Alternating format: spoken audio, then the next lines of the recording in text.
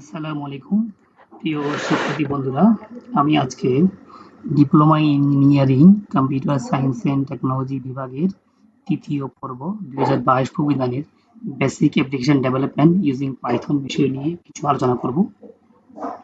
তো আমাদের নামের যে বিষয় basic application development using Python, syllabus সংশোধন করার ক্ষেত্রে যেটা হয়েছে, এটার নাম নিয়ে কিছুটা একটু বিভিন্ন নাম হয়ে গেছে।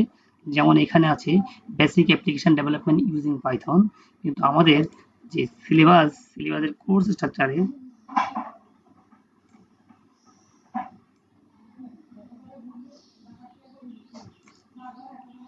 এখানে আছে হচ্ছে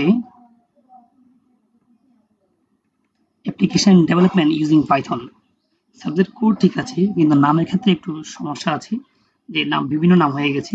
অ্যাপ্লিকেশন ডেভেলপমেন্ট ইউজিং পাইথন, কিন্তু আমাদের বইয়ের মধ্যে আছে basic application development using Python. আবার দেখা গেছে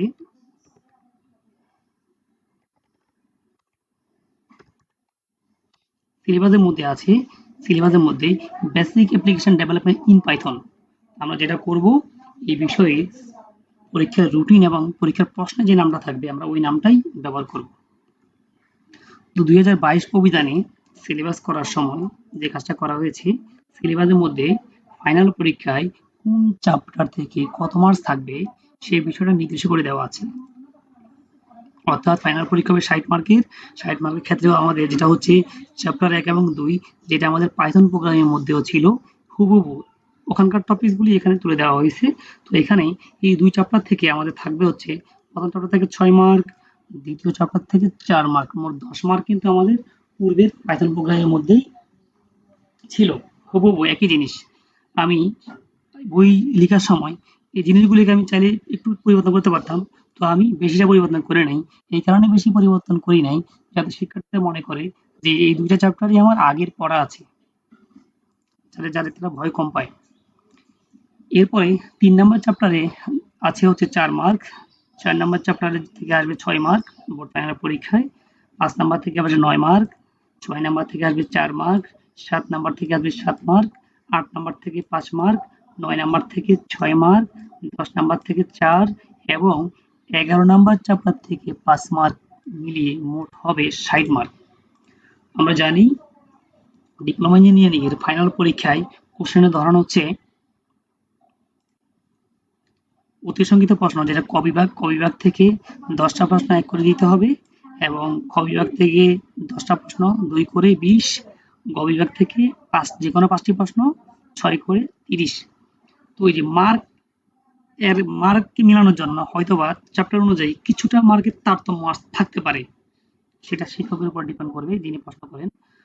হল পাবলিকেশনের যে বই, ওই বইয়ের পিছনে প্রশ্নটা দেওয়া আছে, যে প্রশ্নটা আমরা সিলেবাসের নম্বর বন্টন এবং নম্বর বন্টন অনুযায়ী আমরা একটা নম্বর বন্টন তৈরি করেছি। তো আমি আশা করতেছি এই প্রশ্নটা যারা ফলো করবে, এখান থেকে বেশিরভাগ প্রশ্ন বা শতভাগ প্রশ্ন কমন পড়তে পারে।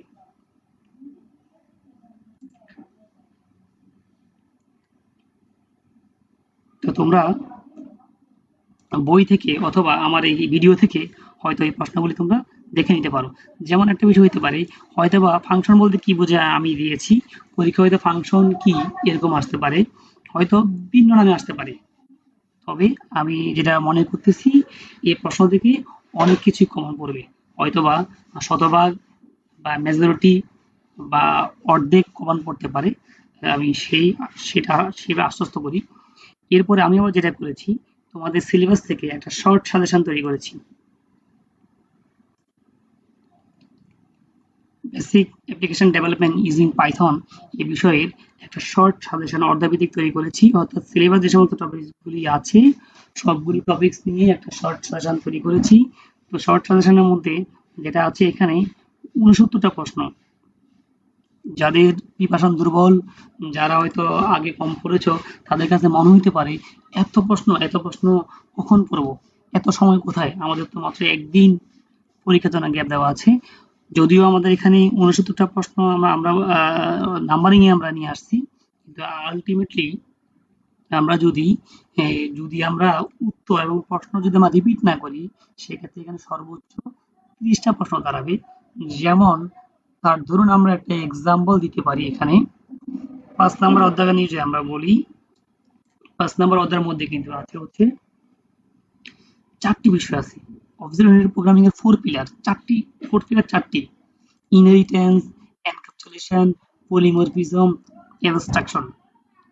এই উদাহরণসহ ইনহেরিটেন্স, উদাহরণসহ ইনহেরিটেন্সের মধ্যে আমাদের ইনহেরিটেন্সের সংজ্ঞা থাকবে, এটা সিনট্যাক্স থাকবে, এটা একটা প্রোগ্রাম থাকবে।